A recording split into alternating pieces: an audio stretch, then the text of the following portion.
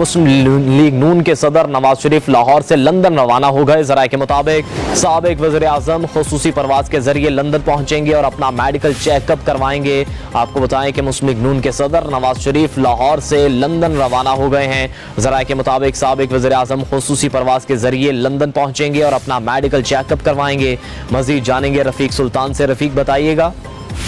जी बिल्कुल, पाकिस्तान मुस्लिम लीग नून के सदर और साबिक वजीर आजम आज लंदन के लिए रवाना हो गए और इसी वाले से ज़राए का ये कहना है कि वो जाती उम्रा से ओल्ड एयरपोर्ट के लिए रवाना हो गए हैं और ओल्ड एयरपोर्ट से खसूसी परवाज के जरिए जो है वो लंदन रवाना होंगे।